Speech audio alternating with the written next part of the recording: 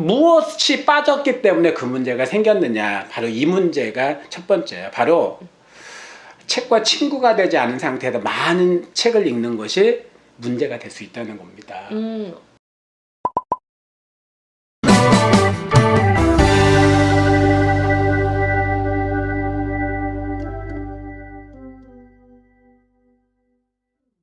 안녕하세요. 메타코칭 TV 코치 김재원. 대표 코치 김정학입니다. 그동안에 네. 그 책친글친이라는 그런 프로그램으로 뭔가 가정의 변화가 있었다고 제가 들었거든요. 책친글친, 일단 이 이름은 예쁜 것 같은데요. 네. 뭔가 이렇게 함축이 되어 있을 것 같아요. 맞습니다. 무슨 의미예요? 무슨 뜻이에요? 책친, 글친. 있는 그대로 좀 설명을 드리면, 책 읽기와 친구 되고 글쓰기와 친구 되자. 대상은 그 친구를 만들어야 되는 매우 중요한 골든타임, 놓치지 말아야 되는 골든타임이 있는데요. 가장 좋은 시기는 초등학교 때, 조금 넓게는 요즘 자유학년제도 있고 하니까 중학교 한 1학년 시기, 그러니까 초등, 중등 시기에 책 읽기와 친구 되고 글쓰기와 친구 되자, 이런 의미를 담고 있습니다. 시작은 우리 아이들의 변화인데요. 사실 독서나 글쓰기는 그냥 삶의 문제이고 문화의 문제라고 생각을 해요.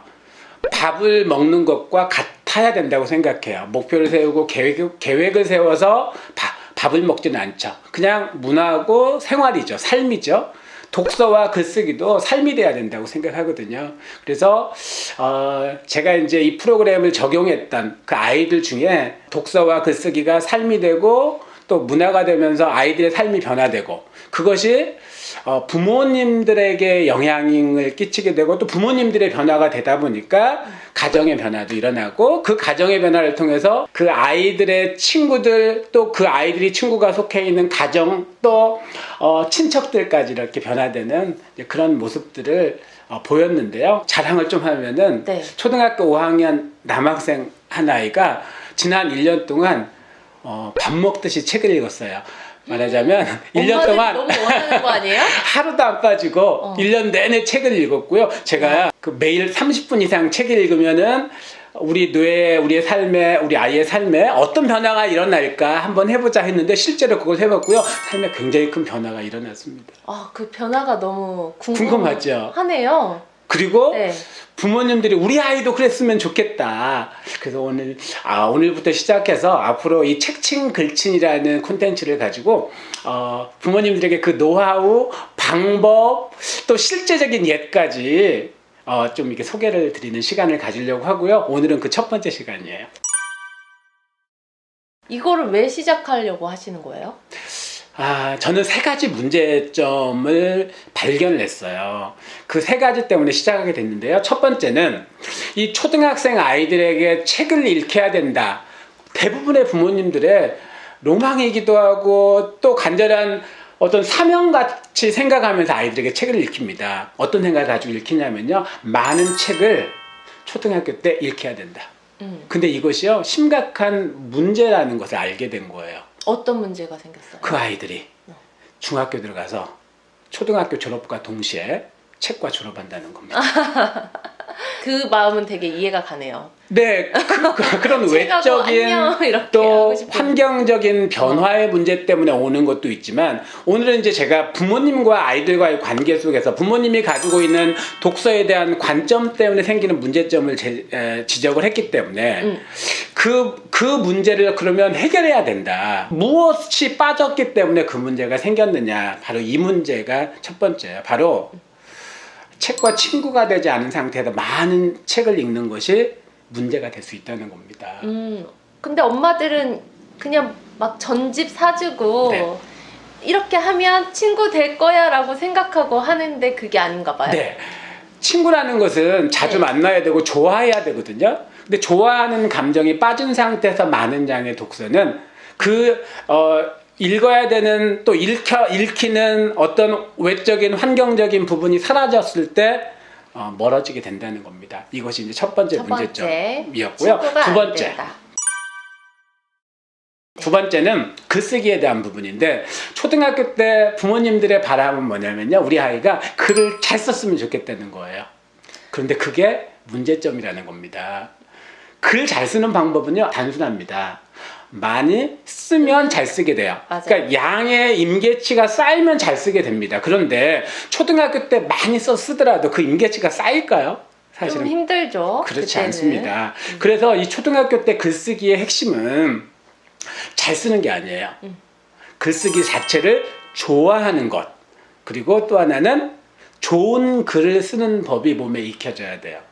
이 문제, 이게 두 번째 문제예요. 그것들을 해결하지 않으면 아이들이 열심히 글쓰기 훈련하고 엄마 아빠와 함께 글을 쓰더라도 나중에 글을 쓰지 않게 되거나 글 쓰는 걸 좋아하지 않게 되고 그러면 잘 쓰긴 더 어려워지겠죠. 이게 바로 두 번째, 글친에 대한 문제입니다. 네, 그러면 또 나머지 세 번째 문제는 세 번째, 또 뭐예요? 요즘 부모님들이 가장 가정 안에서 아이들과 많이 부딪히는 문제가 뭐냐면요. 바로 스마트폰 문제입니다. 아마 동의하실 거예요. 스마트폰 중독 혹은 그러니까 책과 혹은 글쓰기와 가장 큰 적을 스마트폰이라고 생각하거든요. 영상에 익숙해져 있는 아이, 또 그것 때문에 생각하기 싫어한다, 책 안 읽는다 이런 고민하시는데요.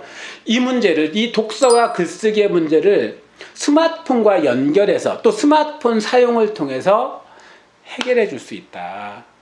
바로 이제 그 부분이에요. 어떤 뜻인지 잘 모르겠어요.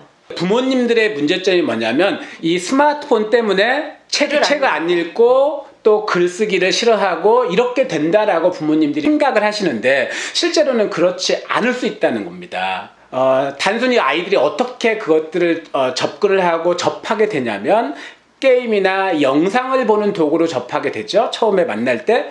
그러면 이 아이의 스마트폰에 대한 정체성은 평생 그 정체성으로 그 도구를 보게 될 가능성이 매우 높아요. 그런데 스마트폰은 저는 세 가지 기능이 가장 중요한 기능이라고 생각하는데요. 첫 번째는 정보 탐색의 기능. 탐색의 기능. 두 번째는 정보 관리의 기능. 관리의 세 기능. 번째는 정보 생산의 기능을 기능. 가진 것이 스마트폰이라고 생각을 해요.